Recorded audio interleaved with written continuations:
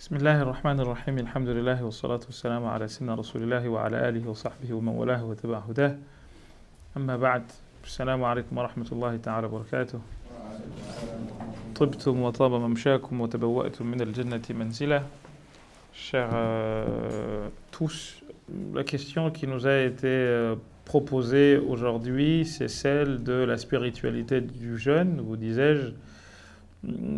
Et le frère sur la route me disait que le but serait de sortir des canons traditionnels de est-ce que j'ai le droit de ceci, est-ce que j'ai le droit de cela, parce que de fait, il a raison, la pratique de ces œuvres, de ces rites que sont la prière, le jeûne, le pèlerinage, etc., a pour but d'abord faire que l'homme s'élève, faire que l'homme grandisse, faire que l'homme se rapproche davantage de son Seigneur.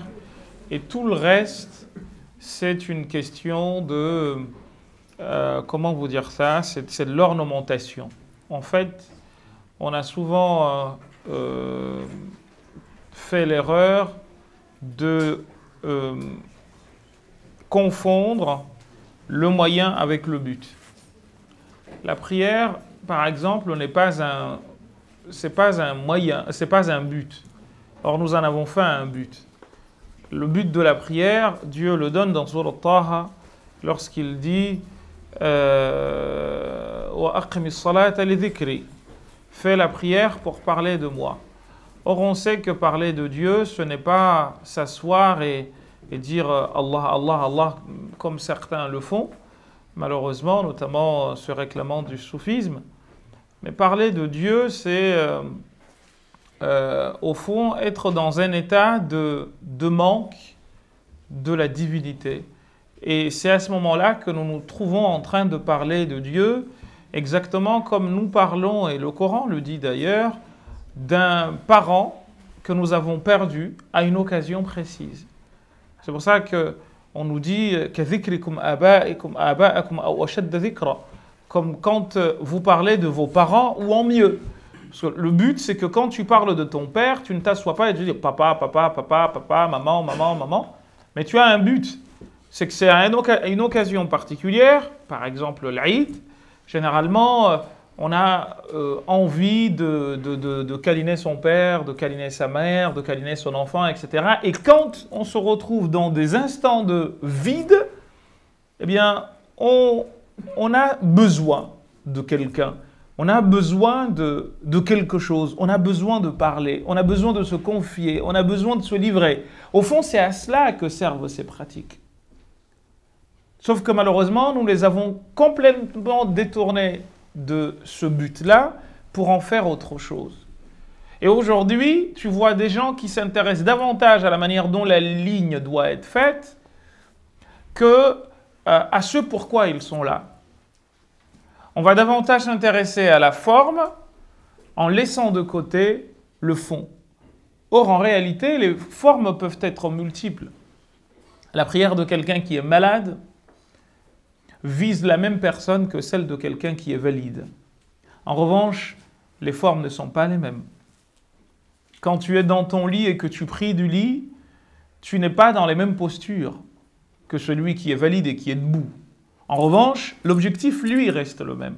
Et malheureusement, on a oublié tout cela et on focalise entièrement sur on focalise davantage sur la forme au détriment, malheureusement, du fond, parce que en réalité, la forme n'est bonne qu'à partir de l'instant où on sait déjà quel est le but. Et le jeûne, par exemple, parce que c'est de celui-là qu'il est question, quand on regarde la manière dont le Coran l'aborde, il l'aborde de deux manières. Vous avez deux mots qui sont utilisés dans le Coran pour parler du jeûne. Nous avons le terme Sawm et le terme Siyam. Quand Dieu dit, en parlant du Sawm, à Maryam, alayha ridwanullahi wa salamuhu, il lui dit, dis ô toi Maryam, inni nazartu lirrahmani sawma. Si les gens te posent des questions, dis-leur, j'ai promis un sawm. Et je vais vous expliquer ce que ça veut dire. Et quand il parle du jeûne tel que nous l'observons, il utilise le terme siyam. Ya ayyuha alladhina amanu kutiba alaykumus siyamu kama kutiba ala alladhina min qablikum la'allakum tattaqun.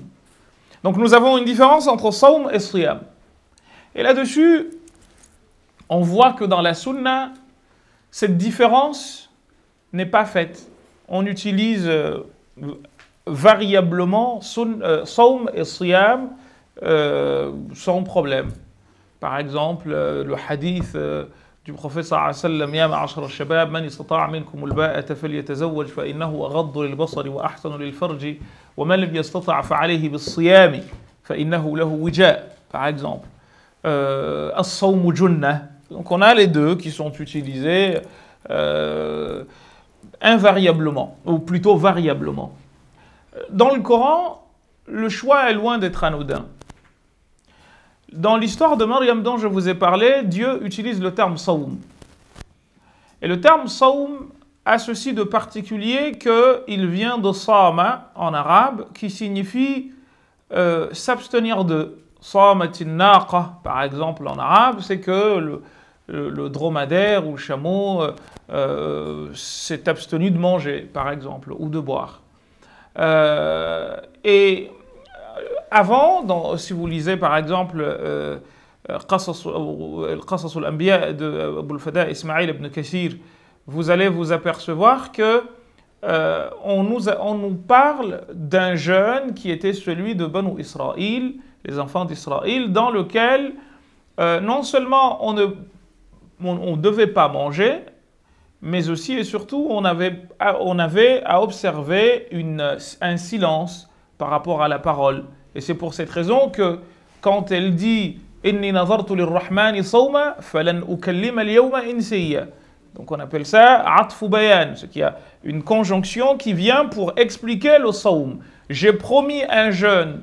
Eh bien, qu'est-ce qu'un jeûne? Falan ukallima al-yawma insiya, je ne parlerai à personne aujourd'hui. Donc c'était une abstinence de parole. Sauf que quand vous êtes dans le jeûne tel qu'on en parle sur le plan, cette fois-ci de la religion musulmane, en tant que religion venue avec le prophète sallallahu alayhi wa sallam, là on utilise le terme siyam, qui lui concerne exactement une abstinence qui est totale. C'est qu'on ne va plus seulement parler de s'abstenir de parler, etc., mais on parle d'une abstinence qui est totale, à laquelle je ferai allusion dans un instant. Mais pour rester dedans, le frère qui récitait le Coran a récité Surat Maryam. Et vous voyez qu'au début, on parle de Zacharia. Il dit « Qala rabbi ja'al li ayah » Quand on lui a annoncé qu'il allait avoir un enfant, il demande à ce qu'on lui donne un ayah, quelque chose qui fera que, il va se distinguer, ou plutôt sa vie, cette période durant, sera distincte de sa vie avant. Et je voudrais vous inviter à réfléchir et à méditer sur ça, parce que c'est rarement écrit dans des livres, ce que je veux vous dire, qui est que, en fait, la particularité du jeûne vient essentiellement de ce qu'il est censé te sortir de ton train-train quotidien.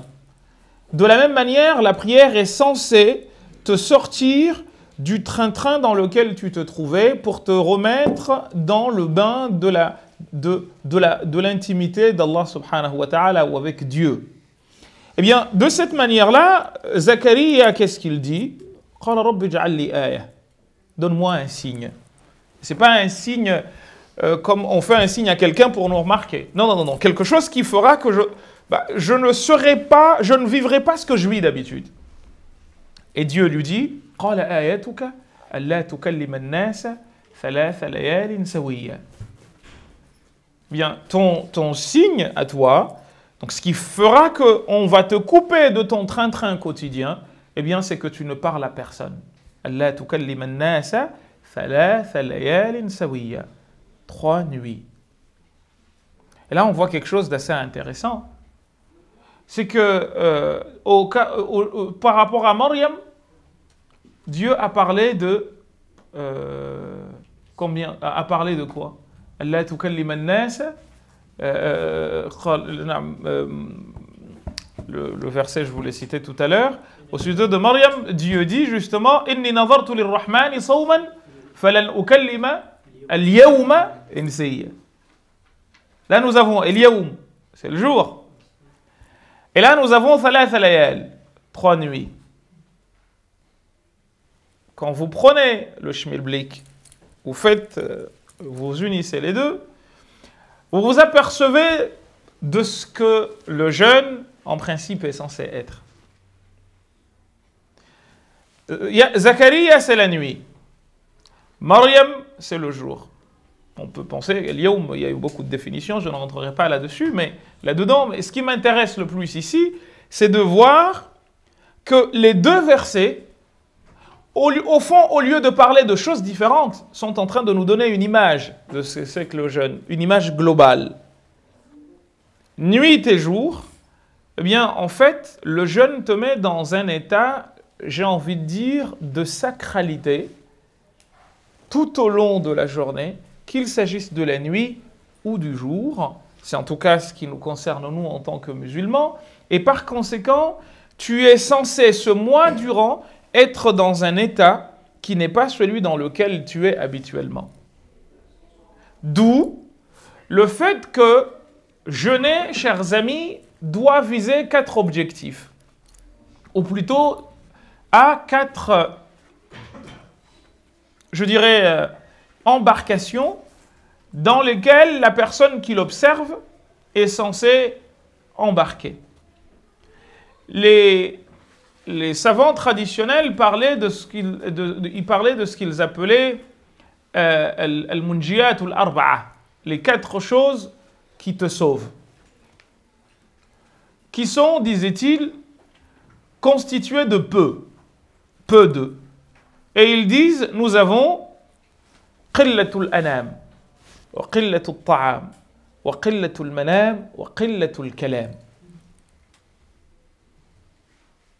Je répète, qillatul ta'am, manger peu, wa qillatul manam, dormir peu, wa qillatul kalam, parler peu, wa qillatul anam, et fréquenter peu de gens.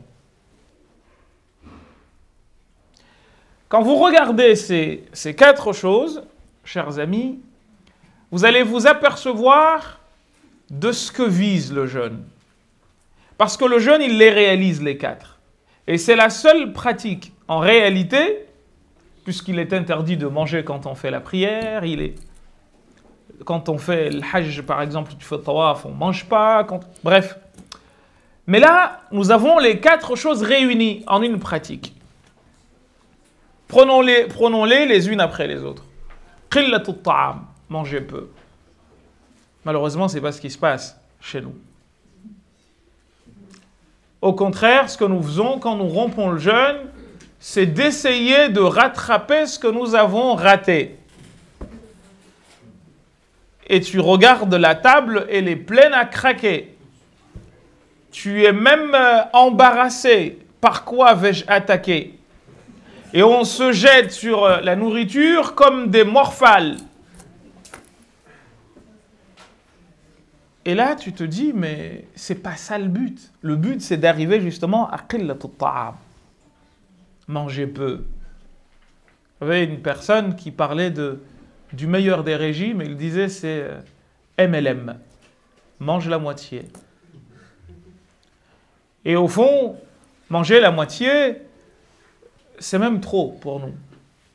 Le prophète sallam disait, Nahnu qawmun, nous sommes une communauté, la na'kul hatta najua. Nous ne mangeons pas avant d'avoir faim. وَإِذَا أَكَلْنَا, et quand on mange la nashba', nous ne nous rassasions pas. Tous les régimes d'aujourd'hui vous disent sans aucun problème que justement il faut éviter de.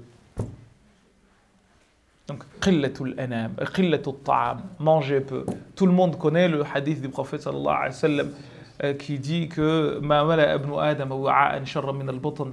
La personne ne remplit jamais un récipient aussi mauvais que son ventre. Fa in kana wala bud. Si vous n'avez pas, comme on n'a pas le choix, eh bien, il faut prendre quelques poignées de nourriture, luqaymat, yani fi tasghir comme on dit en arabe.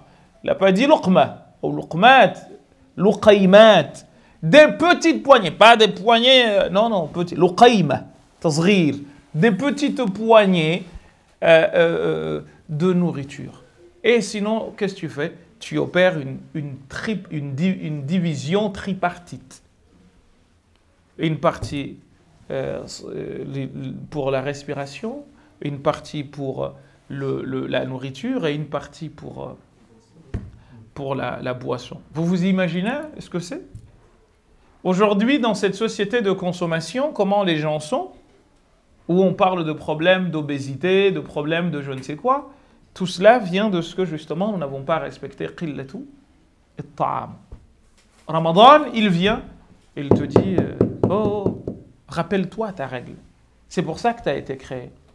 Aujourd'hui, malheureusement, certains parmi nous vivent pour manger, alors qu'en réalité, nous devons juste manger pour vivre. C'est pour ça que le prophète a dit in kana wala bud. Comme il n'y a pas de, on ne peut pas ne pas manger, il faut qimatun. Quelques poignées, petites, hein, retenez cela, parce que je sais que c'est souvent mal traduit. Ce n'est pas des poignées, l'uqaymat, c'est des petites poignées, qui t'aident à avoir le dos droit. Vous savez que quand on est affamé, on a qillatul kalam, parler peu. L'économie de la parole, chers amis, c'est quelque chose de fondamental. Mais aujourd'hui, on a tendance à oublier que la parole ou le langage, ce n'est pas le propre de la bouche. Aujourd'hui, en réalité, nous parlons plus avec nos doigts que nous ne parlons avec nos bouches. Donc, cela veut dire, chers amis, que nous qui passons nos vies sur les réseaux sociaux, etc., Ramadan doit nous servir de cure de désintoxication. C'est que ce n'est pas seulement de... Non. Et là-dessus, il y a une petite aparté à faire par rapport à Surat Yasin. Quand Dieu nous dit Al-yawma nakhtimu ala afwahihim, ce jour-là, nous allons boucler leur bouche, on va les fermer. Wa tukallimuna aydihim, c'est leurs mains qui vont parler. Vous avez la preuve avec vos stylos, vos je sais pas quoi.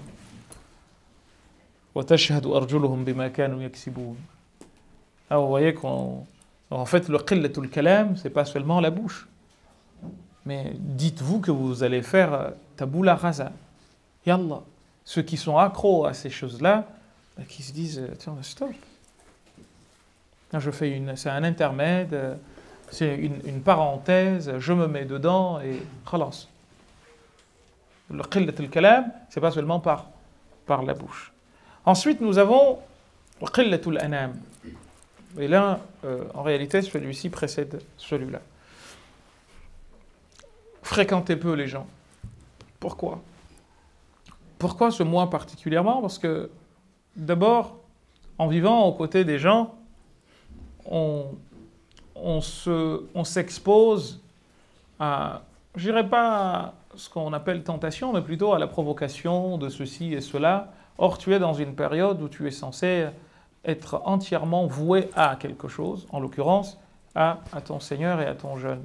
Donc, moins tu fréquentes de gens, moins tu es susceptible de t'accrocher avec quelqu'un, de dire des grossièretés, des méchancetés, etc. Et là, on te dit, ben, en fait, le Ramadan, il t'aide. Parce que, d'ailleurs, vous avez remarqué, c'est le mois, malheureusement, où dans nos pays, on ment le plus. parce qu'on veut vendre, parce qu'on veut ceci, on veut cela. Et c'est totalement l'inverse de ce qui est demandé. Et pour revenir donc, parce que je pourrais longuement tarabiscoter sur cette question, notamment la dernière, finalement, que faire pour ne pas vivre en ermite, comme Pierre, mais ne pas non plus être tout le temps avec les gens. Vous savez que la hikmah qui est dedans, c'est que nous sommes une communauté, et c'est assez paradoxal de voir les choses de cette manière, dont la prophétie, ou dont le message a commencé par le khalwa, la notion de retraite spirituelle. C'est comme ça que le prophète a commencé.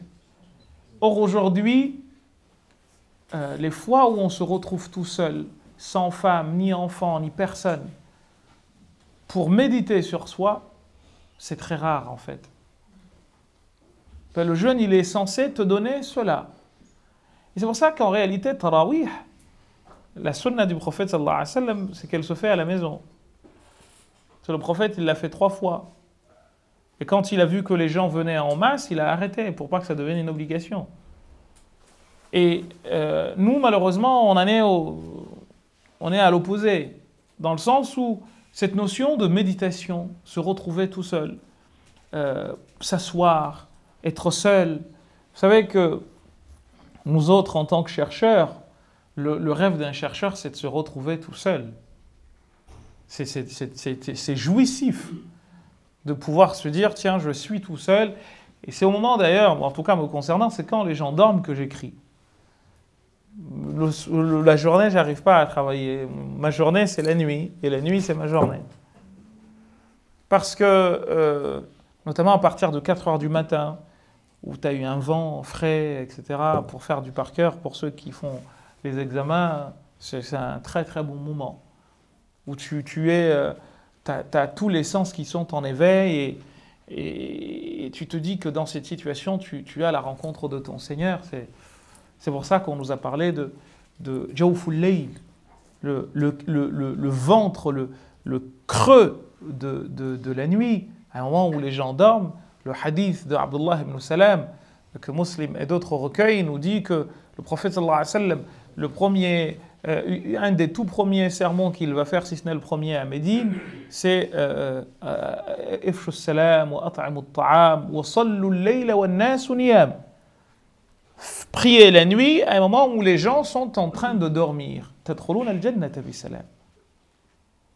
Donc c'est cette idée d'être seul, de pouvoir se concentrer sur soi, et c'est au fond à ces 2 questions que je voulais revenir, et je vais les commencer de suite, que ce qu'on attend du Ramadan.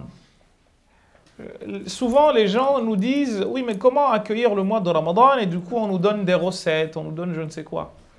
Moi j'en suis pas là du tout. Je pense que c'est pas la bonne méthode, au risque de me tromper. Je pense que la meilleure des méthodes, c'est avant que le Ramadan ne vienne, que l'on se mette à réfléchir sur nous, afin de découvrir les défauts que nous avons, et Dieu sait que nous en avons des millions, et décider que ce mois de Ramadan-ci va me permettre de corriger tel défaut. Et tout le long du mois de Ramadan, je vais m'évertuer à le corriger, celui-ci. Je vous promets que si nous procédons ainsi, nous allons aller de mieux en mieux. Parce qu'au sortir du mois de Ramadan, nous aurons été transformés. Nous aurons été changés quelque peu. Vous vous imaginez quelqu'un qui fait le Ramadan pendant 60-70 ans. Il se sera corrigé pendant 60 ans. C'est énorme. Mais le souci que nous avons, c'est quoi? C'est que quand nous allons au mois de Ramadan, on y va, mais juste on va faire des pratiques. Mais ces pratiques-là n'auront de sens que si elles ont une répercussion sur nous. Sinon, ça devient comme zabad. Yadhabu jufa'an. Il n'y a rien, c'est comme de la poussière quand il y a du vent, comme disait la personne qui faisait un dua en disant وَمُرِ الْعَفْوَ أَنْ يَمُرَّ بِذَنْبِ مثل مر الرياح فوق الهشيم. Demande à ta miséricorde de passer sur mes péchés exactement comme avec autant de force qu'un tourbillon passe sur des feuilles mortes. Ben, qu'est-ce qui se passe? Ça part. Donc si on agissait ainsi, parce que nous faisons des pratiques mais qui n'ont pas de répercussions sur nous, il n'y a rien.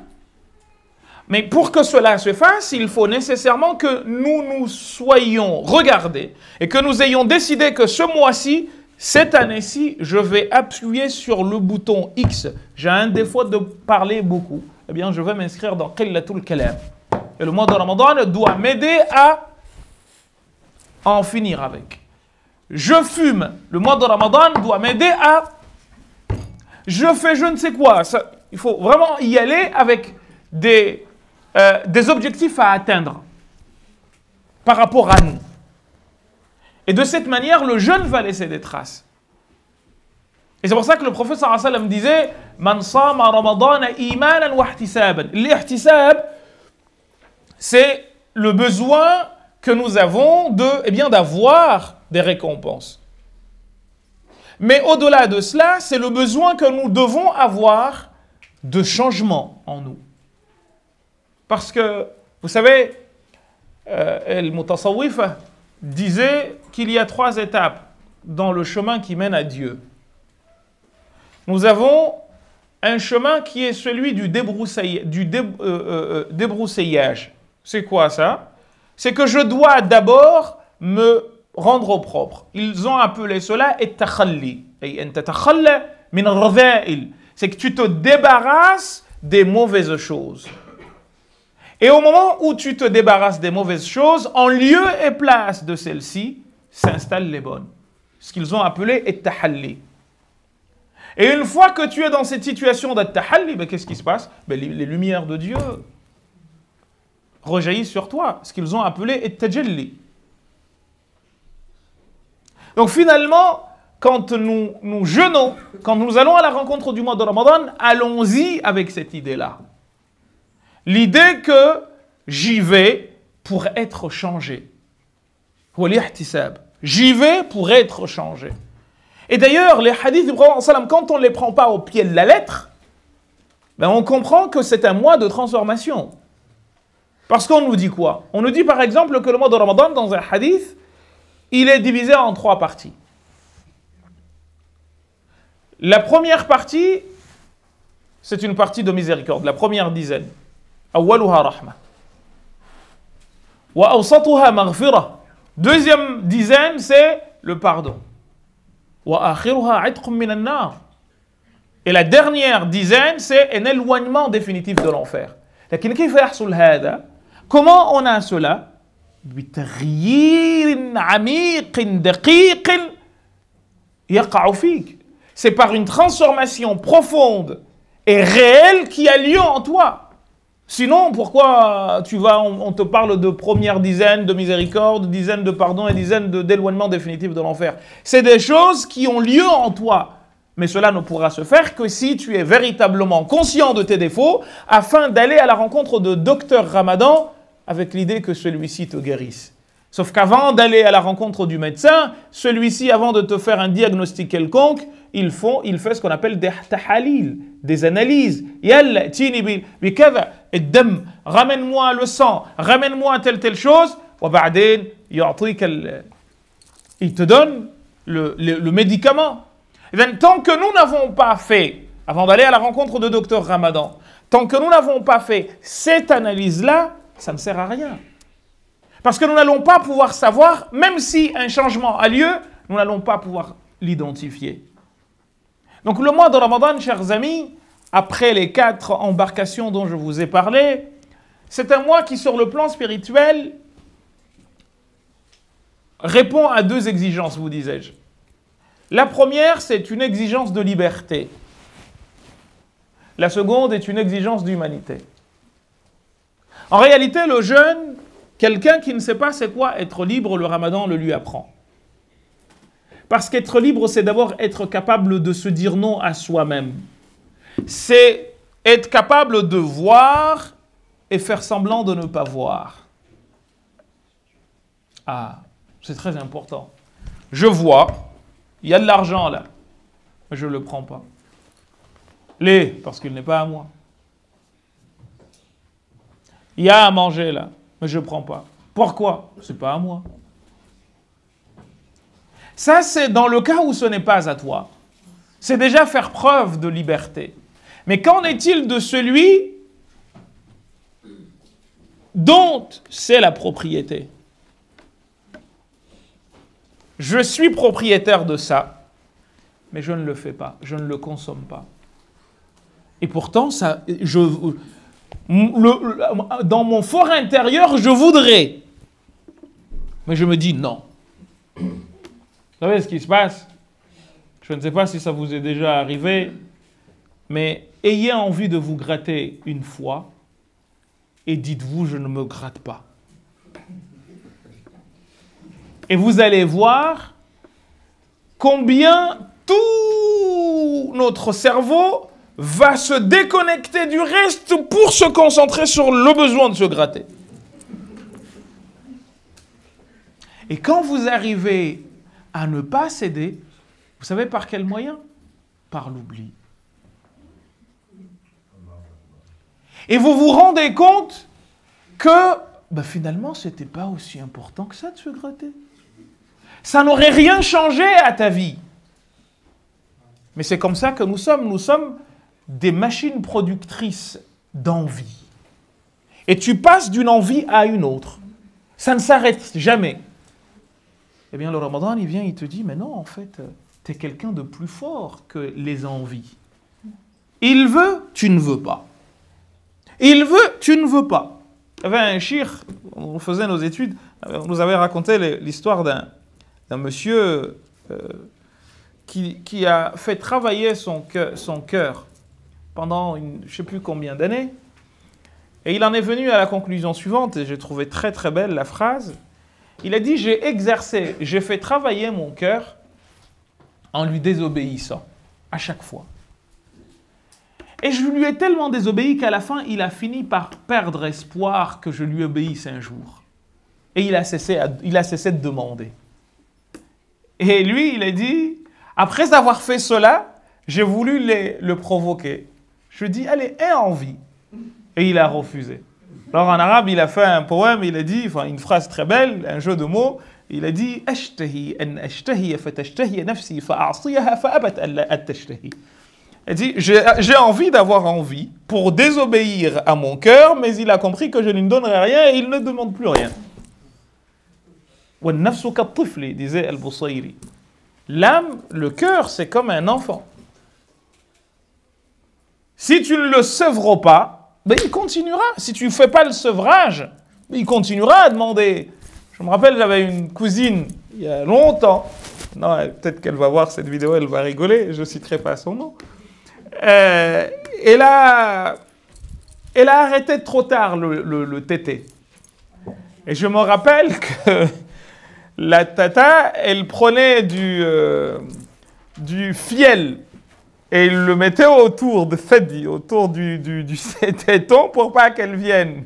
Alors elle faisait un poème, elle disait, cet enfant, il a besoin du tété de sa maman. Mais tu es capable de faire des poèmes, mais tu as besoin quand même du tété. En fait, quand on se dit pas non, finalement, c'est on va céder tout le temps. Et il y a des gens qui souvent disent, moi je suis quelqu'un qui fait tout le temps ce qu'il veut. C'est la preuve que tu es un imbécile fini. Parce que quelqu'un qui fait tout ce qu'il veut, c'est quelqu'un qui a toujours des problèmes avec les gens. D'ailleurs, il y a des gens qui se targuent de toujours dire ce qu'ils pensent. Mais c'est que tu es un imbécile aussi. Parce que justement, il y a une expression comorienne qui dit un arrêt de bouche. Un stop-bouche. Tu n'as pas de stop-bouche, toi. Tu penses, tu dis, non. Mais tu vas te battre avec tout le monde, tous les jours. Tu vas être détesté par tout le monde. Et après, tu vas t'étonner que les gens te détestent. Mais tu n'as pas de stop-bouche. Mets-en-toi un, et tu verras que tout le monde, tu t'entendras avec beaucoup de gens. Ça ne veut pas dire que tu caches. Non. C'est qu'en fait, à quoi bon parler? Si tu parles pour blesser les personnes, tais-toi. Ça sert à rien. Yallah, el-kalam zayn, lakinna sukuta salam, disait-il. Parler, c'est beau, mais se taire, c'est une garantie, une assurance de paix. Ouais, je ne sais pas. Il n'y a pas de problème. Non. Là-dessus, il y a beaucoup de poèmes. Bon, le temps ne nous le permettrait pas, pourquoi qu'on me dise Sadaqallahu al-Azim. Mais les Arabes ont là-dessus énormément de choses sur la notion de silence. C'est une vertu. C'est limite un acte d'adoration. Et d'ailleurs, si on se tait dans le sens de ce que le prophète sallallahu alayhi wa sallam a dit, on a des hasanat.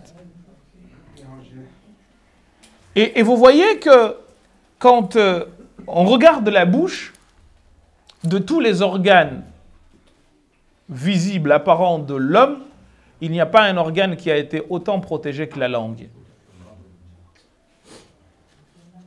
La langue a quatre portails. Vous avez les dents, deux, les deux. Mais malgré cela, c'est celle qui sort le plus. Malgré les obstacles que Dieu lui a mis, naturels, tout cela pour dire combien elle est dangereuse. Parce que les autres, en réalité, vous voyez, même les habits hachaakum pour ce qui est de l'intimité, c'est nous qui cachons l'intimité. Mais à la base, l'intimité, elle n'était même pas censée être visible. C'est quand l'homme commet un péché qu'il se met à nu. C'est pour ça que quand Adam et Hawa ont fabadat lahuma sawatuhuma, c'est à ce moment-là qu'ils se sont rendus compte qu'ils avaient des... Sinon, mais ça, naturellement, on t'a mis des choses. Yallah. La première, non, mais il y a la... tais-toi. Non, il faut qu'il sorte. Et souvent, quand il sort, ou quand elle sort, Madame la langue, elle fait énormément de dégâts. Et c'est pour ça que Nawawi, dans l'Azkar, il rapporte un poème très beau, où un poète arabe dit Ihfad lisanaka ayyuha al-insanu. Protège ta langue, ô toi humain, la yaqtulannaka innahu thu'banu. Regardez à quoi ils l'ont comparé. Pour pas qu'elle te tue, car c'est un serpent. Kam fil maqabir min qatil lisanihi kana tahabu liqa'ahu shuja'anu. Beaucoup de gens sont morts à cause de leur langue. Et jusqu'à maintenant, d'ailleurs, ici en Belgique, mais en France, les bandes de bêtes, oh wesh, boum, yallah, salam alaikum. Alors que si c'était il y a un proverbe, une anecdote aussi très belle aux Comores d'un monsieur qu'on a appelé le Baba d'Uziwani. Uziwani, c'est une ville, et apparemment, il y avait à l'entrée de cette ville, ou à l'entrée d'une région, je ne me rappelle plus, il y avait un monsieur, il y avait un fou. Et la personne est passée devant le fou, et le fou l'a insulté de tous les noms. C'est le Baba de cette ville-là. Et le Baba, le papa, il ne l'a pas calculé, il est parti. Et une autre personne est passée devant, et le fou s'est mis à l'insulter. Et la personne s'est mise à riposter. Le fou est descendu, il l'a coupé en morceaux. Et en le coupant en morceaux, il lui a dit, si tu m'avais vu comme le Baba d'Uziwani, c'est pas ce qui te serait arrivé. Protège ta langue, ô toi humain, qu'elle ne te tue pas, car c'est un serpent. Donc, pour revenir à la notion de liberté à laquelle je vous parlais, c'est que le fait de se dire « je peux faire, mais je ne le fais pas », c'est la meilleure preuve de liberté qui puisse exister. Donc les personnes qui nous disent « finalement, vous privez, etc. », vous leur dites « non, c'est ainsi que j'affirme ma liberté. Car j'ai envie de boire ? Non, je ne le fais pas. J'ai envie de manger ? Non. J'ai envie... Non. Je me dis, je deviens non. Je deviens non pour tout mal et oui pour tout bien. Et de cette manière, je gagne en liberté. Alors je ne sais pas si vous êtes tous des existentialistes, mais j'ai souvent l'habitude de dire que les existentialistes comme Sartre disent qu'être libre, c'est dire non. Donc je dis non à moi, d'abord, avant de dire non aux autres. Et aujourd'hui, tout le problème de l'éducation dans le monde, c'est justement d'arriver à créer des personnes, à faire des personnes capables de prendre des décisions pour eux-mêmes. Bien, figurez-vous, chers amis, qu'un travail de recherche, sans doute le plus long de l'histoire de l'humanité, a été mené, il est encore en cours, dans une ville de la Nouvelle-Zélande, dont j'ai oublié le nom, mais vous pouvez trouver ce travail-là sur Internet, notamment sur une chaîne qui s'appelle Planète Plus. C'est haqiqa, c'est pas les bobards que l'on raconte à gauche et à droite. C'est un travail de recherche mené par des chercheurs sérieux, qui a commencé, si ma mémoire est bonne, en 73, à la naissance de jeunes enfants. Et ils ont suivi le parcours de ces gens-là. Et en fait, ils sont partis de quoi? Ils ont fait un examen à ces enfants-là, dont l'âge devait, je pense, varier entre 3 ans et 6 ans, quand ils ont commencé les investigations. Et ils ont voulu voir le devenir de 1000 enfants, dont l'examen était le suivant. Ils ont pris des bonbons, ils les leur ont mis devant.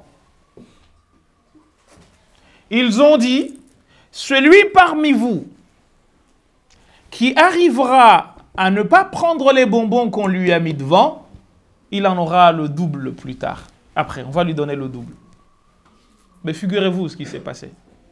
Chers amis, les recherches ont montré que ceux parmi les enfants qui ont développé des stratégies de résistance à la tentation des bonbons sont devenus des ingénieurs, des médecins, des politiciens de haut niveau.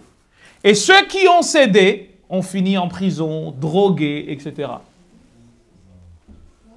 C'est pas des bobards, hein? C'est haqiqa. Et en fait, ce qui est très intéressant, c'est de voir quelles sont les stratégies que les enfants qui ont refusé de céder ont développé. Certains se détournaient comme ça pour ne pas regarder. D'autres s'inventaient des subterfuges pour ne pas céder. Mais jusqu'à maintenant, la recherche est en cours. Vous pouvez regarder. Allez sur Planète Plus ou même vous vous introduisez, j'ai oublié le nom de la ville, mais vous avez la preuve. Et là, vous avez Ramadan. Et Allah, on te dit, ne mange pas. Vas-tu être capable de? Et c'est pour ça que l'imam Waqi' disait, il y a un verset qui dit Kulu washrabu hani'an bima aslaftum fil ayyam al khaliyah. Mangez et buvez en récompense à ce que vous avez fait avant. Il dit ce verset, il a été révélé pour ceux qui ont jeûné et c'est ce qui leur sera dit là-bas, au paradis. Kulu washrabu hani'an. Pourquoi? Parce qu'ici nous avons fait preuve d'abstinence. Il y a un proverbe comorien qui dit « Celui qui a jeûné a vu ». Moi j'ai vu, mais je n'ai pas pris. Pour dire que c'est pas tout ce qui se voit ne se prend pas. Ou tout ce qui se présente à nous ne se mange pas. Ou tout ce qui nous arrive, nous traverse la tête, ne se dit pas. Donc voilà à quoi sert le Ramadan, c'est l'école de la liberté. Je prends le lead sur moi-même. Le souci, chers amis, qui se pose, c'est que malheureusement, nous nous abstenons de manger, mais nous ne comprenons pas le pourquoi de cela. Et du coup, nous sommes dans le mensonge, nous sommes dans l'agression, nous sommes dans la vulgarité, alors qu'en réalité, c'est seulement une brèche qui nous a été ouverte. On nous dit, voilà le moyen que l'on vous donne pour justement avoir votre liberté. Et au lieu de comprendre que nous devons commencer à partir de là pour ensuite accéder à autre chose, qu'est-ce que nous faisons? Eh bien, nous pensons que ça se limite à cela et c'est en cela que c'est dangereux de pratiquer comme nous pratiquons maintenant. Parce qu'en réalité, le fait qu'on nous dise de ne pas boire, de ne pas manger et de ne pas avoir de relations intimes, il a pour mission de nous emmener à cette liberté. Mais non, qu'est-ce que nous faisons? Nous nous limitons à cela. Non, on m'a dit de ne pas manger, de ne pas boire, etc. Mais c'est seulement une clé. C'est comme les ablutions. Quand on fait des ablutions, c'est dans le but de. Et c'est pour ça que l'imam al-Ghazali, quand il parle du jeûne, il dit qu'il y a 3 types de jeûne. Ou 3 types de jeûneurs. Il a ce qu'il a appelé Sawm al-Awam, le jeûne de monsieur tout le monde. C'est lequel? Eh bien, c'est le fait de ne pas boire, de ne pas manger et de ne pas avoir de coït.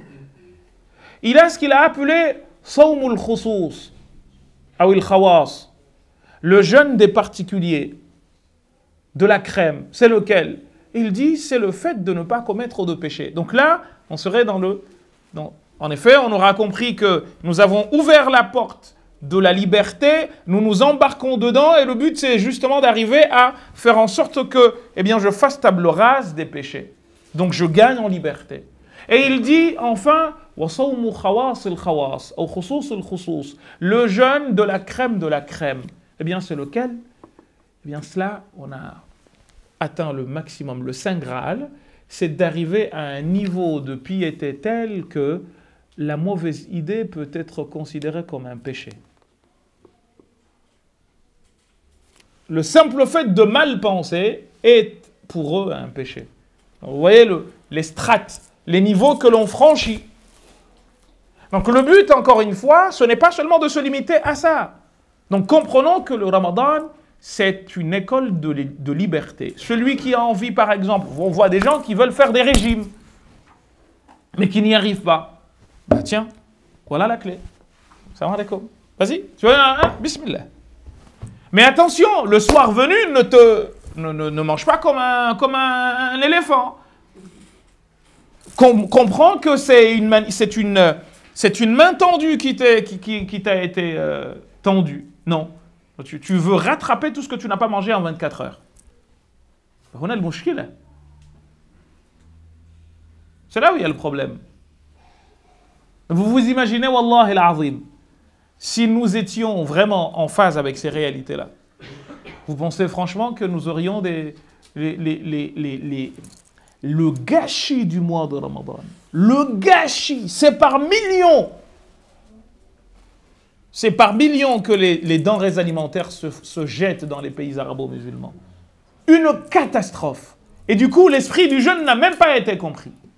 Mais encore une fois, c'est parce que, comme je vous ai dit, on s'intéresse au qushour, aux épluchures, et l'essence même de ce qu'on nous demande de faire n'a plus de sens. Ça a été oublié. Il y a des gens qui prennent du poids le mois de Ramadan.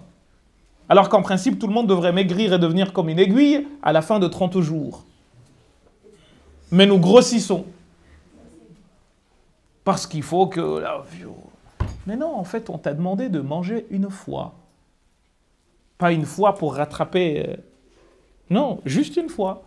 Vous imaginez ce que nous mangeons une fois le soir. Imaginons-nous, c'est ce qu'on mange. À l'heure de la rupture, alhamdulillah, rabbil alamin, je mange. Non, il faut que je mange le petit-déj, le déjeuner et le dîner. Mais finalement, ça ne sert à rien. Vous avez une lessive ici qui s'appelle un 3 en 1. Mais c'est ce que nous faisons à la rupture du jeûne. Et du coup, finalement, ça ne sert à rien. Donc, Ramadan, école sur le plan spirituel de la liberté.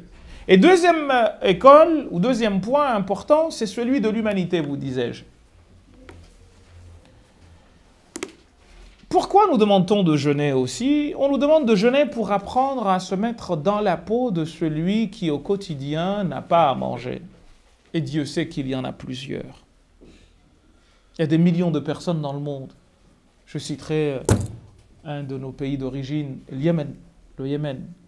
Je citerai les Comores qui viennent d'être dévastés par une tempête qui a fait je ne sais combien de dégâts. On parle de plus de 150 000 personnes qui seraient menacées directement par la famine parce qu'un cyclone appelé Kenneth a terrassé l'océan Indien. C'était déjà un pays pauvre, mais là, à l'heure où je vous parle, il a été réduit à l'âge de pierre. Donc même les plantations, etc., à l'approche du mois de Ramadan, ça va être une catastrophe humanitaire. En fait, on voit, il y a des gens comme ça dans le monde, en Amérique du Sud, qui meurent de faim. À un moment où nous autres sommes en surconsommation. Vous imaginez, il y a des gens qui, dans le même monde, sont aussi forts que des éléphants, alors que à l'autre bout du monde, parfois à quelques heures, le Yémen est ici, c'est à peine à 6-7 heures, les amis. À quelques heures, ou la Syrie, ou je ne sais où, vous avez des gens qui sont aussi maigres. J'ai vu une photo ce matin en venant d'un prisonnier qui vient d'être libéré des geôles de Omar el-Béchir au Soudan. La peau, elle est sur les os, les amis. Eh bien, le jeûne est là pour t'apprendre à être humain. Car, chers amis, comme dit un très beau proverbe africain, ce que tu ne défends pas par les larmes, tu ne défendras pas par les armes. Avoir un cœur qui bouge, parce que tu vois un enfant souffrir. Avoir un cœur qui bouge, parce que tu vois quelqu'un souffrir, indépendamment de sa religion, ça reste un humain. Si on n'a pas cela, le jeûne, il est là pour nous apprendre. Parce que nous avons la possibilité de rompre le jeûne. Nous savons qu'à un moment donné, le soir, on est sûr qu'on va manger. Mais il y a des gens qui ne savent pas qu'ils vont manger. Et le jeûne, il est là pour nous dire, mais attention, mets-toi dans la peau de ces gens-là. Vous voyez, parce que j'ai envie que vous posiez des questions, et parce que je dois aussi retourner à Paris, mais si nous pouvions, en jeûnant, avoir ces sens en nous, chers amis, je vous garantis que nous verrions le monde autrement. Nous verrions, le rapport à Dieu serait différent. Nous ne vivrions pas ces pratiques-là comme des joues, comme des punitions, mais on saurait à quoi elles servent. On saurait à quoi elles conduisent. Parce que le principal bénéficiaire de ces pratiques, c'est nous. Allah, il n'a pas besoin de nous. Si tout le monde rompait le jeûne de Ramadan, Dieu ne serait pas moins grand. Ça ne sert à rien du tout. En réalité, man ihtada fa innama yahtadi li nafsihi wa man dalla fa innama yadillu alayha. Celui qui est guidé, il le fait pour lui-même. Et vous voyez, ce n'est pas seulement pour là-bas, c'est pour lui-même, même ici.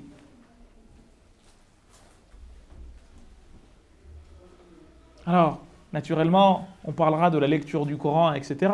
Mais si la lecture du Coran n'est pas précédée ou présidée par ses sens, je vous garantis, en fait, il y a des gens, comme disait le hadith du prophète sallallahu alayhi wa sallam, man lam yahmilhu, celui qui n'est pas conduit par le jeûne, ila tarki al-kadhib wal 'amal bihi, man lam yahmilhu as-siyam ila tarki al-kadhib wal 'amal bihi, à abandonner, celui que le jeûne ne conduit pas à abandonner le mensonge et la pratique de celui-ci,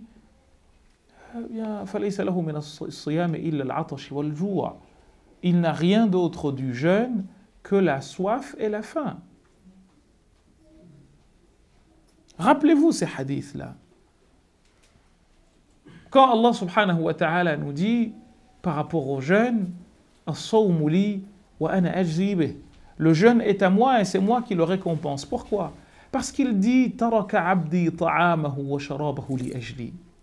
C'est quand même très fort. Mon serviteur a laissé de côté sa nourriture et sa boisson pour moi. Pourquoi dit-il ce hadith, cela? Et pour les raisons que je viens de vous dire. C'est qu'on s'inscrit dans un monde qui est métaphysique. On n'est pas dans un simple sevrage, dans une simple abstinence. C'est une abstinence qui a du sens.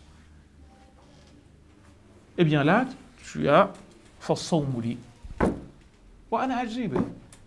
Wassalamu alaikum wa rahmatullahi ta'ala wa barakatuh. Fikum baraka. Ouais, allez-y. C'est ouvert aux questions-réponses pour maintenant. Donc posez les questions que vous voulez. Pour éviter un peu de couillou, vous levez juste la main. Naam. Wa alaykum assalam wa rahmatullah. Alors, le frère demande, cherche à savoir comment on identifie les défauts, étant entendu que en allant au contact du mois de Ramadan, ce que modestement nous préconisons, nous y allons avec pour mission de nous faire guérir. Alors, il demande comment faire. En réalité, il y a un hadith du prophète sallallahu alayhi wa sallam qui le dit. Ce hadith-là nous dit Al-Kayyisu, le plus intelligent parmi vous, man dana nafsahu, et celui qui se sculpte, wa amila lima ba'da al-maut, pour pratiquer, pour œuvrer pour ce qu'il y a après la mort. Cela exige de notre part une introspection. Et l'introspection peut se faire de plusieurs manières, dont la suivante, c'est de s'asseoir. Mathna wa furada, comme dit Dieu dans le Coran, soit individuellement, soit en groupe. Et chercher justement à identifier ces défauts. Le Ghazali, dans l'Ihya, il nous dit, si on veut connaître ces défauts, il faut 4 personnes. Qui sont-elles, ces 4 personnes?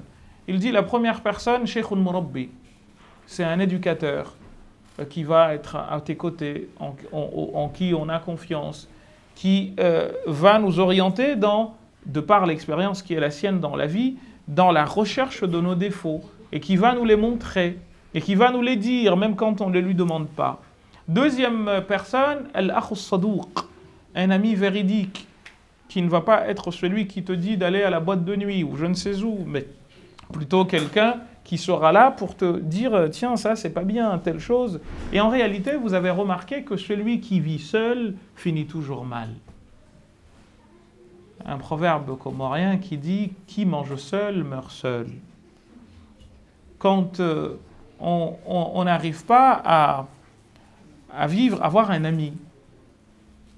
Un hadith du Prophète sallam dans ce sens le dit, il dit qu'une des choses qui seront rares à la fin des temps, c'est 2. Dirhamun halal wa akhun sadouq.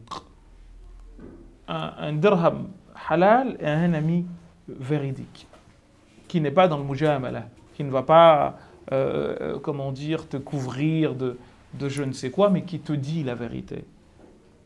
Troisième personne, l'adou, l'ennemi.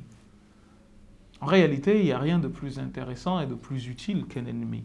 Car par définition, l'ennemi est celui qui veut te faire du tort. Et pour cela, il te mettra toujours face à tes propres contradictions. Il te mettra toujours face à ce qu'il croit être des défauts. Et toi, tu dois regarder si c'est vraiment le cas ou pas. Et si c'est le cas, eh bien, tu les regardes et tu les corriges. Donc au contraire, il ne faut pas souhaiter sa disparition. Il faut souhaiter qu'il reste, certes qu'il dégage, que Dieu dégage en lui cette haine qu'il te voue, mais il faut souhaiter à ce qu'il reste. Parce que vous savez, quand on est, par exemple, quand on est meilleur élève dans une classe où il n'y a que des fainéants, en fait ça ne sert à rien. Parce que tu es meilleur, mais dans une classe de teubés, comme diraient les jeunes à Paris. Mais quand tu es meilleur élève en Henri IV, là, ça sert à quelque chose, parce que tu sais que tu as eu des gens... et le meilleur est sorti. Et quand tu es, comme dit le proverbe français, au royaume des aveugles, les borgnes sont rois. Donc quand on a des ennemis, c'est aussi bon. Et c'est surtout parce qu'en réalité, on ne jette pas des cailloux à un arbre qui n'a pas de fruits. Donc il faut au contraire...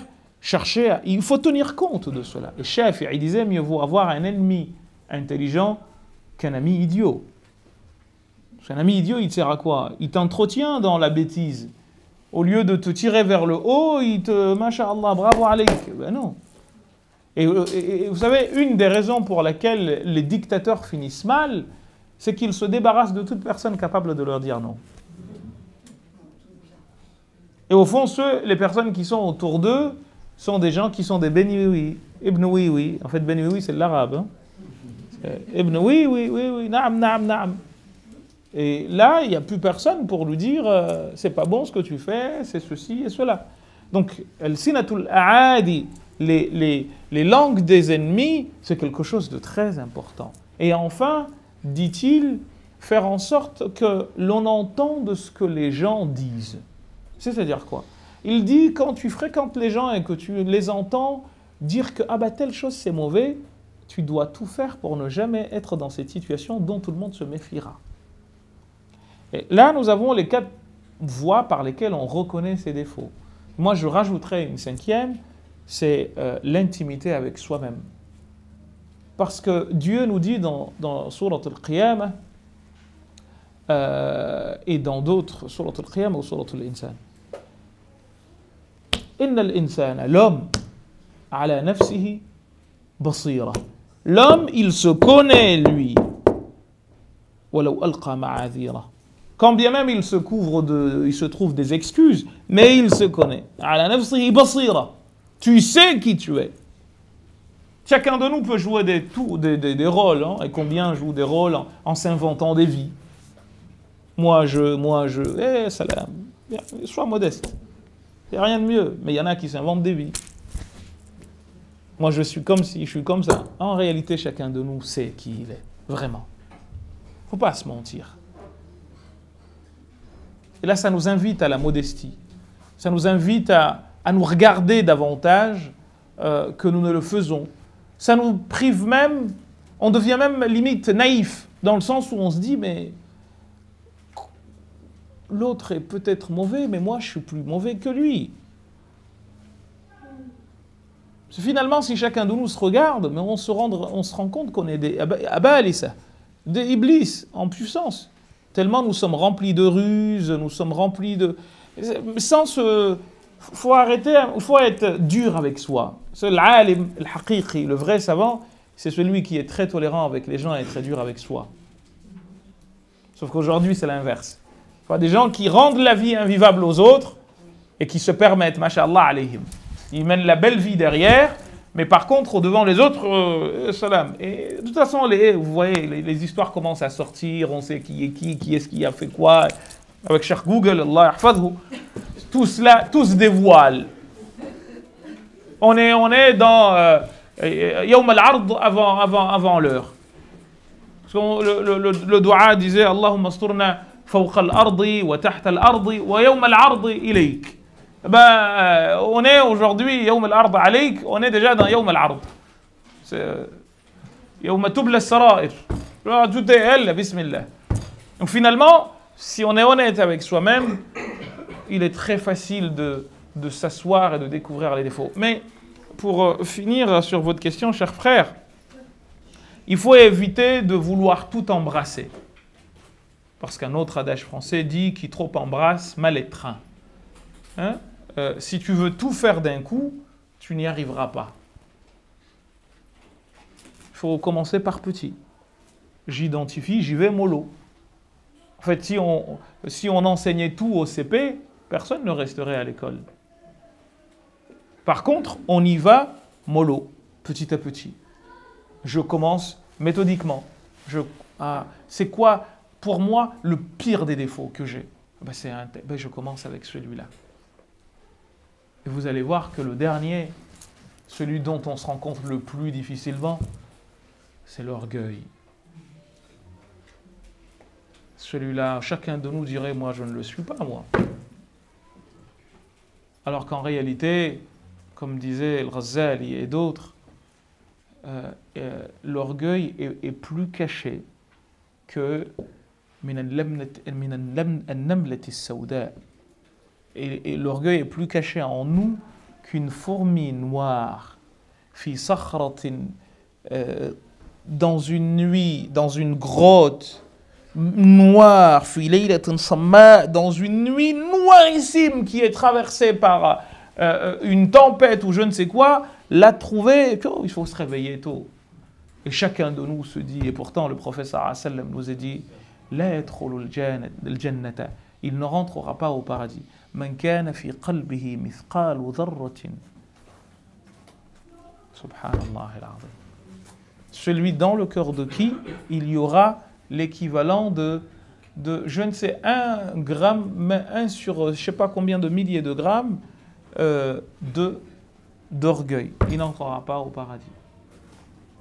Donc ça, c'est vraiment, si on arrive à ça, si on arrive à l'enlever, si on n'a pas de fierté au sens négatif du terme nif de chez nous, et Ramadan en réalité il est là pour nous l'enseigner. Quand on s'assoit avec soi-même et que l'on est honnête avec soi-même, je vous garantis qu'on n'a pas le temps de regarder l'autre et on trouve que tout le monde est meilleur que nous. C'est ça qui est beau. Abdullah ibn Omar, dans l'exégèse de Al-Qurtubi, si ma mémoire est bonne, disait dans le fameux verset Ya ayyuhalladhina amanu la yaskharu qawmun min qawmin asa an yakunu khayran minhum wala nisa'an min nisa'in asa an yakunna khayran minhun. Il disait en interdisant que les gens se moquent les uns des autres, il a dit Al-bala muwakkilun bin nutqi. Le malheur, il est toujours appelé par la bouche. Il a dit, à partir de là, je ne verrai pas un chien et lui dire « Oh, toi, chien !» me moquant de lui de peur que Dieu me rende pire qu'un chien. Alors, qu'en est-il d'humain? Ok? Non.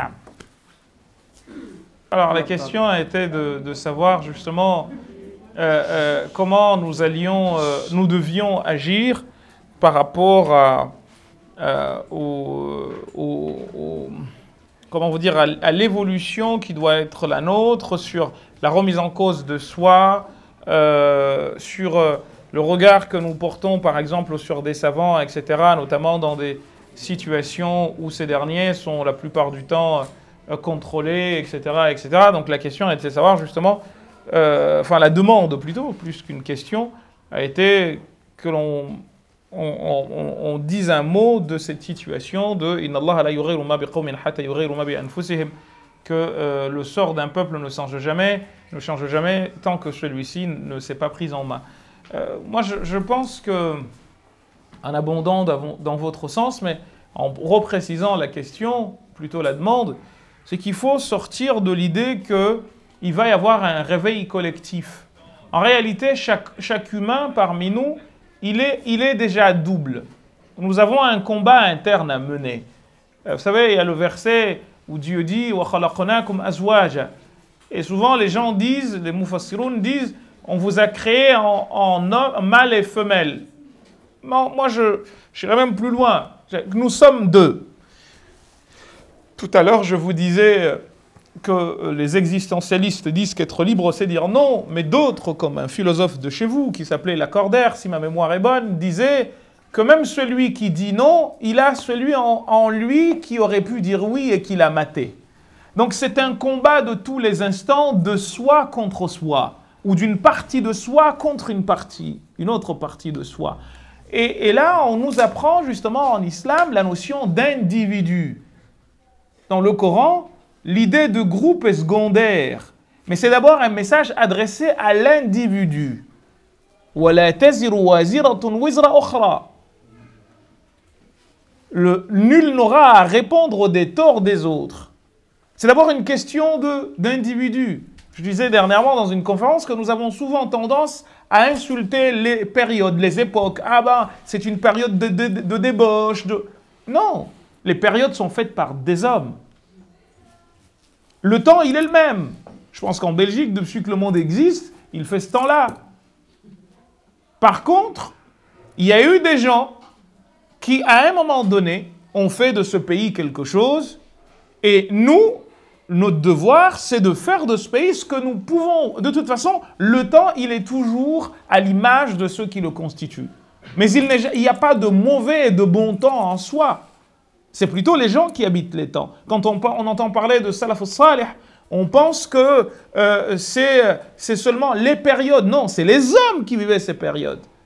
Imam al-Ghazali, dans un livre à lui intitulé Ma'arij al-Qudsi ila ma'rifati al-nafsi, dans l'introduction, il a fait allusion à quelque chose de très beau par rapport au prophète sallallahu alayhi wa sallam.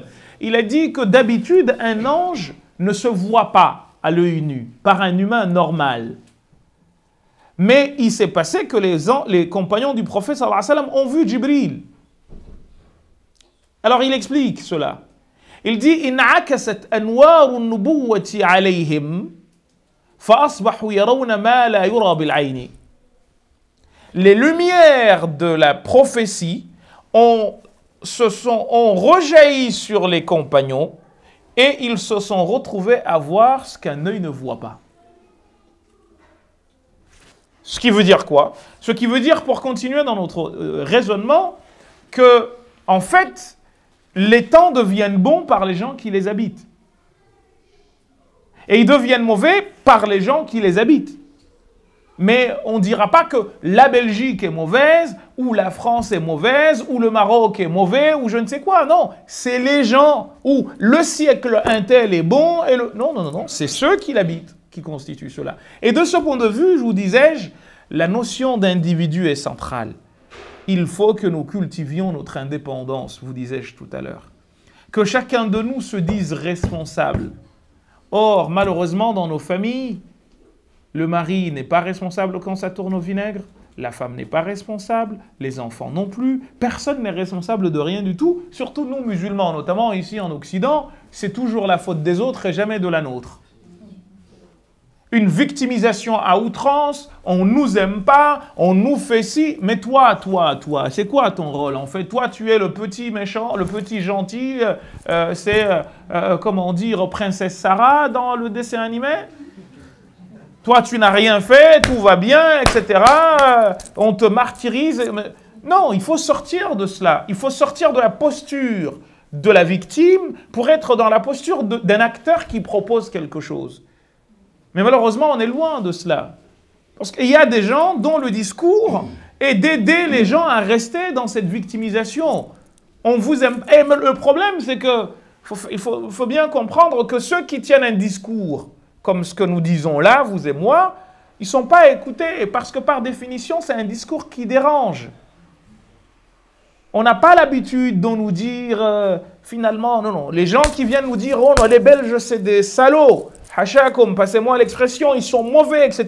Ceux-là, on va, oui, c'est vrai, regardez, on va chercher des choses. Alors qu'en réalité, il n'y a pas plus de salauds en Belgique qu'en France ou dans je ne sais quel pays. Les gens sont comme ça, il y a des bons et des mauvais partout. Mais on va venir, non, mais eux. Et en réalité, c'est la raison pour laquelle les pays musulmans, les pays à majorité musulmane ne sont pas prêts de se réveiller. C'est en fait, on se construit en opposition à. L'Occident est vu comme un bloc. C'est le méchant, le grand méchant, et lui, il veut... Mais toi, Malik ibn Nabi disait Mastu'mir al-musta'mar, celui qui a été colonisé ne l'a été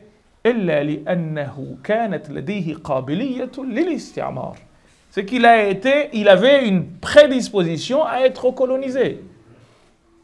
Mais le problème, c'est que, non, c'est toujours l'autre. Mais en réalité, il n'y a jamais de corrupteur sans corrompu, les amis.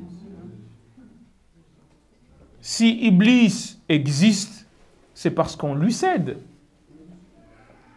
Mais Iblis, vous savez, Al-Hassan al-Basri disait que, en fait, je vous pose même une question. Qu'est-ce que nous avons fait à Iblis pour qu'il nous en veuille? On lui a rien fait du tout. Hein.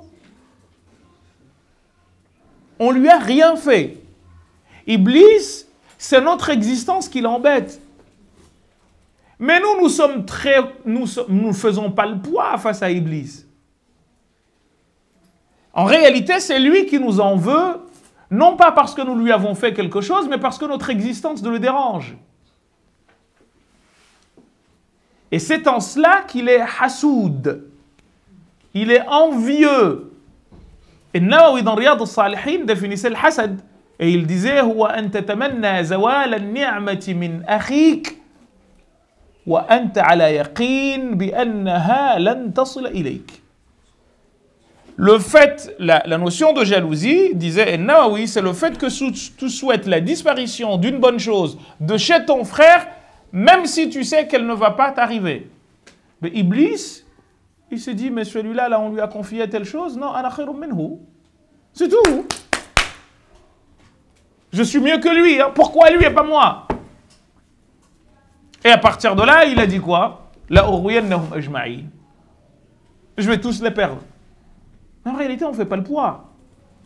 Donc, il faut arriver à se rendre compte que ce n'est pas en se victimisant, ce n'est pas en se déresponsabilisant que la situation va changer. Une société est faite d'individus. Si les individus sont bons, ils s'unissent, ils font une bonne société. Mais si, en revanche, les individus sont mauvais, eh bien, les sociétés seront mauvaises. Il n'y a pas d'autre solution. Les individus, si chacun d'eux est bon, vous savez ce qui se passe? Il y a un proverbe arabe qui dit « Ya ulama al-ummati ya milh al-balad » Ô vous savants ya ulama al-umma, ô vous savants de la communauté, ya milh al-balad, ô vous sel de la ville. Madha yuslihu al-milha idha al-milhu fasad. Qu'est-ce qui va pouvoir corriger la saveur du sel quand le sel devient mauvais? Il n'y a rien, on jette. Hein. Donc nous, parce que musulmans, nous devons nous sentir responsables des autres, limite. Être au service des autres. Mais qu'est-ce qui se passe? C'est l'inverse. Il y a des gens qui se disent « Ah ben moi je paye pas le train. Pourquoi? Oh, mon père, ils ont colonisé notre pays. Vole, Allah arda alayka, laisse l'islam tranquille. » À la limite, si tu pouvais, mais aujourd'hui, même la tomate, elle est islamique. Ya jama'a, utruku din Allahi ala janib. Laissez la religion de Dieu. Tu as envie de voler, vole. Laisse Dieu tranquillement. On t'a rien demandé. Mais il tue des gens, bismillah l'islam. Mais non. T'es un criminel, tue. Yallah, salam alaikum. Mais laisse la religion de Dieu tranquille. Et on en est même venu à vendre de la drogue au nom de l'islam. On viole au nom de l'islam. C'est quoi ça? Mais jusqu'à quand ça on va continuer comme ça? Je me rappelle qu'il y avait une anecdote assez marrante et je m'arrêterai là-dessus d'un monsieur qui était voleur de sadaqat au sirr. Il volait les sadaqat. Vous savez, au bled, le soir on va déposer à manger dans les mosquées pour que ceux qui viennent pour salat subh trouvent et mangent. On en a mangé quelques-unes d'ailleurs. Et notamment une histoire avec un frère à moi qui s'appelle Saïd Omar. On se réveillait le matin à 2h du matin pour aller faire les cours de Nahou chez Cheikh Abou Bakr, un oncle. Et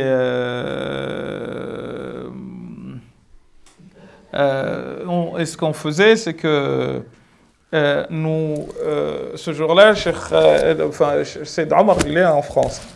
C'est mon cousin, sa maman, une tante lui avait donné une sadaqa à laisser à la mosquée. Sauf que lui, il est venu, parce qu'on était ensemble tout le temps, il est venu, il m'a dit, quand on allait faire les cours de fiqh chez le père, il est venu, il m'a dit, aujourd'hui à 2h du matin, je vais laisser une sadaqa à la mosquée. Donc préparez-vous. Moi, j'ai averti le groupe, parce qu'on partait nombreux. On partait nombreux chez Cheikh Abou Bakr, on marchait à pied pour aller dans une autre ville, apprendre la grammaire.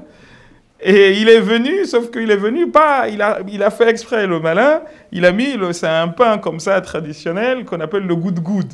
Il l'a emmené comme ça, dans un sac. Il est venu à la mosquée avec, sauf qu'il fallait un couteau. Alors nous, on n'avait pas de couteau, on l'a mangé avec les ongles.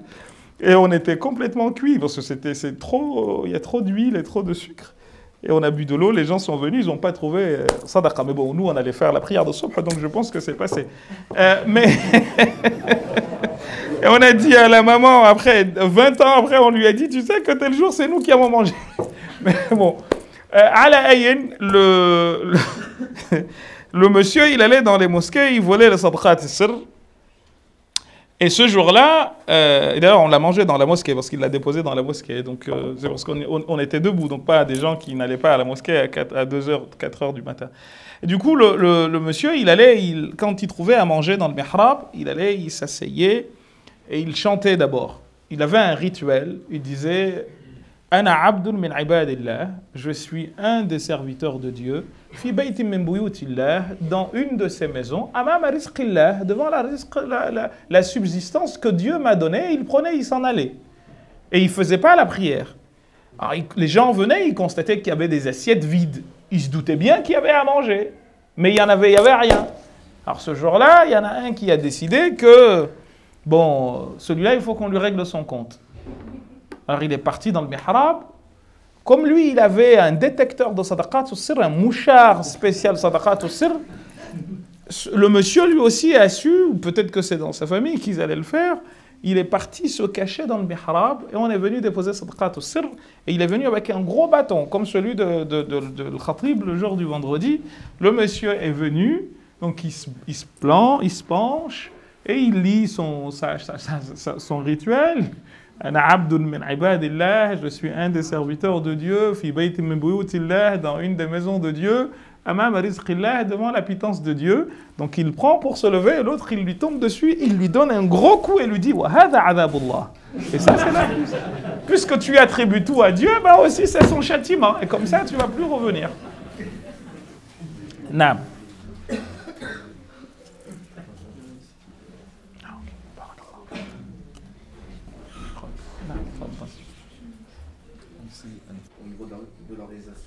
Ce serait une très bonne chose, en réalité.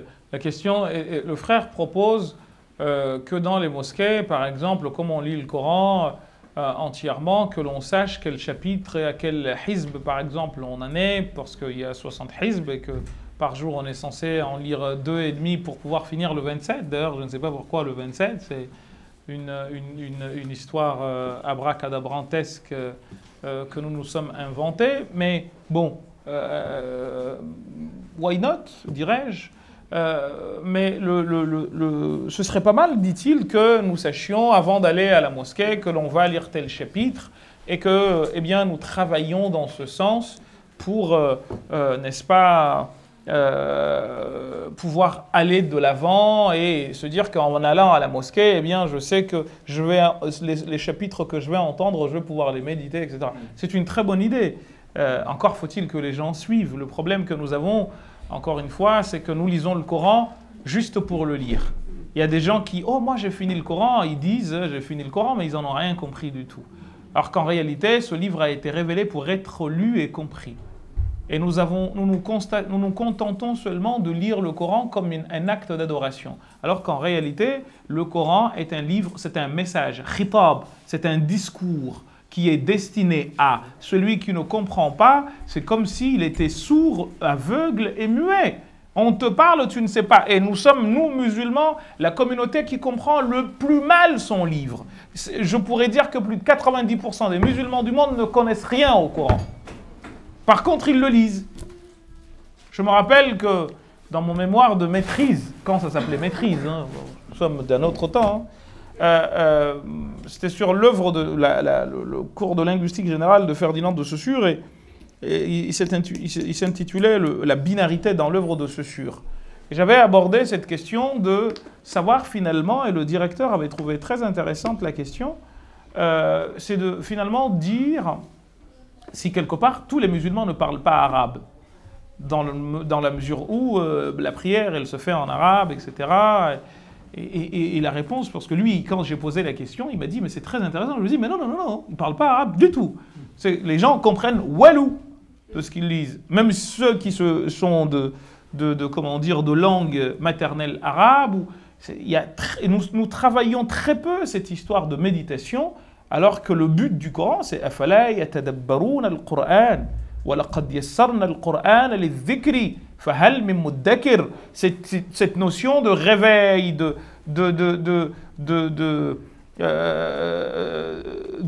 méditation, chez nous, walou. Du coup, je viens, alhamdulillah, rabbil alamin, ar-Rahman, ar-Rahim, Malik yawmiddin, et je vais à part comme si de rien n'était. Vous connaissez pas l'histoire de l'imam qui s'est fait frapper? Il y a un imam qui est parti, je crois que c'est l'Asma'i qui raconte ce récit, un imam qui a fait la prière avec les gens, il a dirigé la prière, je crois que c'est Salat al-Isha, dans la première raka'at, il a lu Surat al-Baqarah, la vache, donc près de 300 versets. Dans la seconde et dans la deuxième, il a lu Surat Ali Imran. Et donc les gens étaient fatigués. Sauf que quand il est sorti de là, il leur a dit « Refaites la prière, je n'avais pas les ablutions. » Ils lui ont réglé son compte.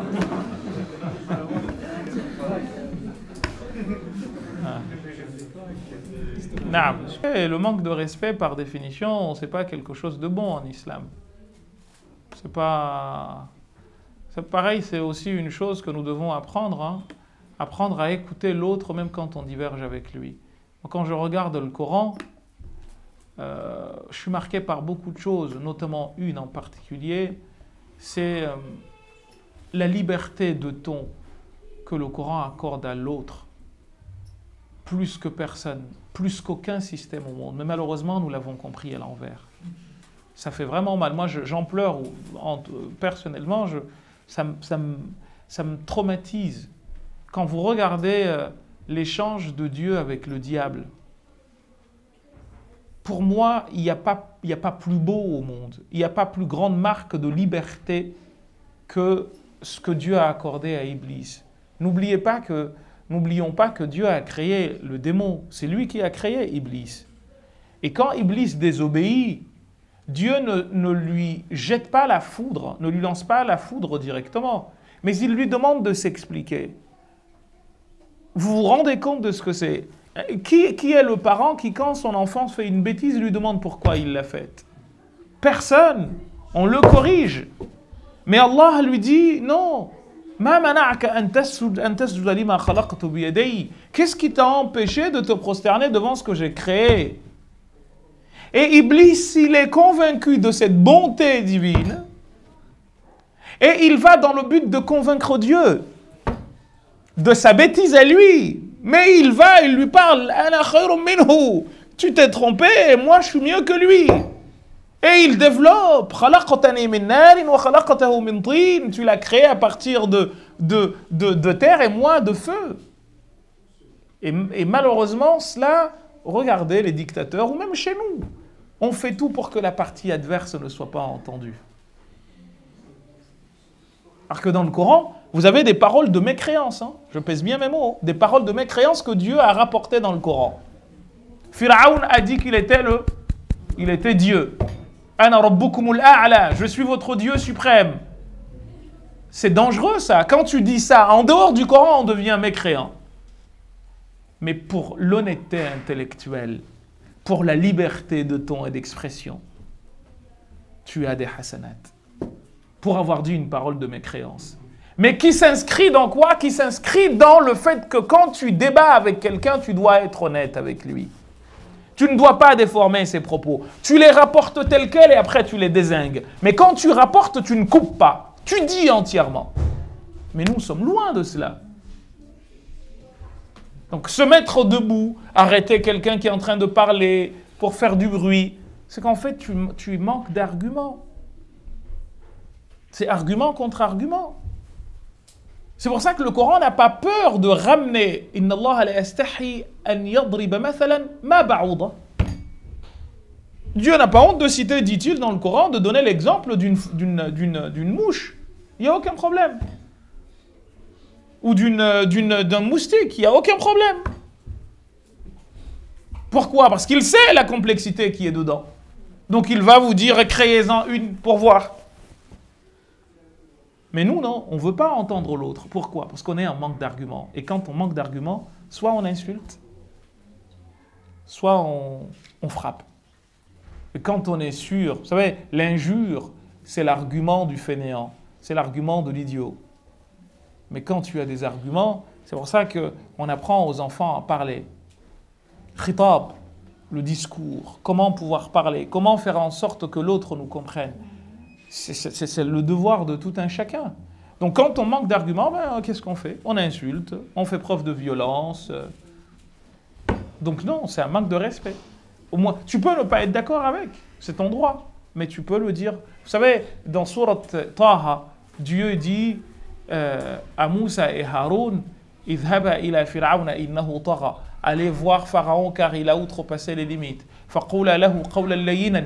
Dites-lui des paroles douces. La'allahu yatadhakkaru aw yakhsha. Peut-être se rappellera-t-il et craindra-t-il. Et ce qui fait que quelqu'un est venu voir Al-Mansour, Abu Ja'far Al-Mansour, une fois au temps des califes omeyyades, et il lui a dit, il a commencé à l'insulter. Ya zalim, tu es quelqu'un d'injuste, etc. devant tout le monde.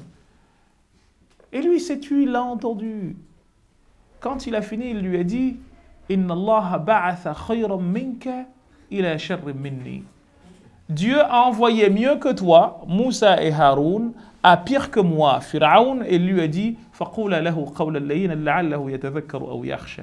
Dites-lui des paroles douces, peut-être comprendra-t-il, peut-être se recadrera-t-il, peut-être craindra-t-il.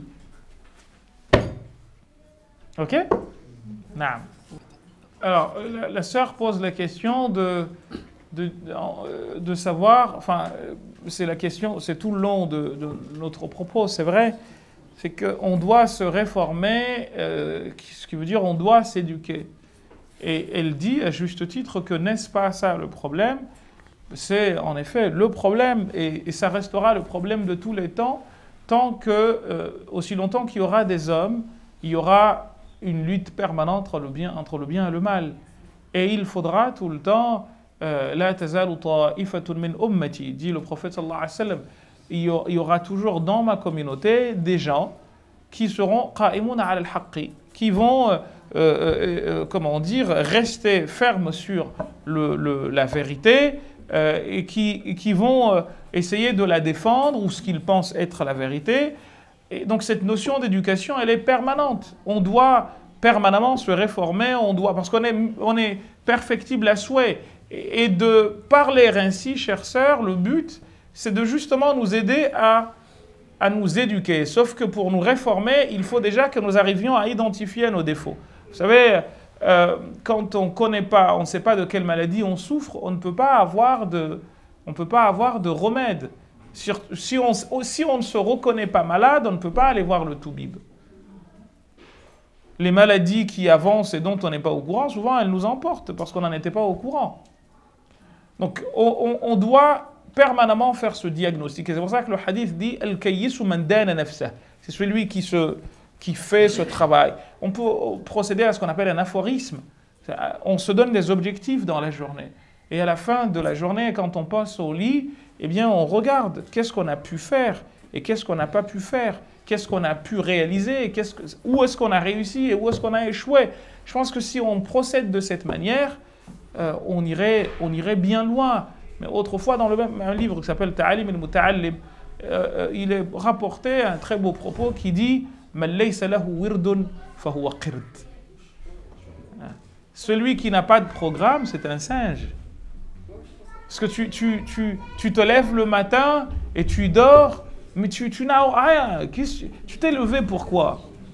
Et tu t'es endormi pourquoi? Qu'est-ce que tu as pu réaliser? Walou.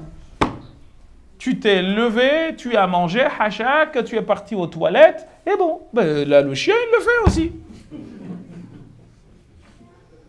Et d'ailleurs, il y en a qui le font partout. D'ailleurs, on peut faire la même chose, comme les toutous. Ben finalement, il n'y a pas de différence. Et il y en a même qui ont un comportement qui est pire que celui d'un animal. Tu as poussé un savant shafi'ite du 4e siècle qui s'appelait Ibn al-Murzaban al-Muhwali, a écrit un bouquin qu'il a intitulé Tafdil al-Kilab ala kathir mimman labisat thiyab. La supériorité du chien sur beaucoup parmi ceux qui portent des habits. Voilà. Ok.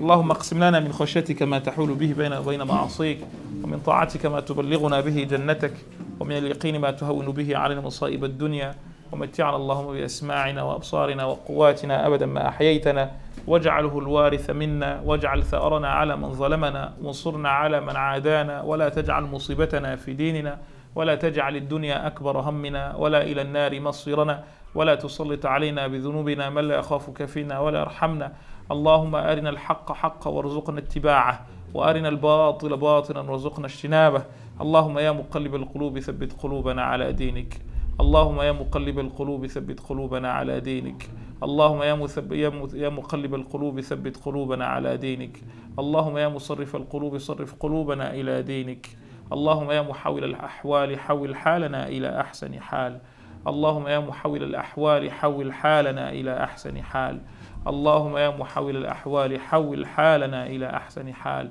اللهم يا الله بلغنا رمضان واجعلنا من الذين يتغيرون في مدرسة رمضان يا رب العالمين وصل اللهم وسلم وبارك على سيدنا محمد وعلى آله وصحبه وارزقنا كمال المتابعة له ظاهرا وباطنا حسا ومعنى في عافية وسلامة برحمتك أرحم الراحمين بفضل سبحان ربك رب العزة عما يصفون وسلام على المرسلين والحمد لله رب العالمين وبارك الله فيكم. السلام عليكم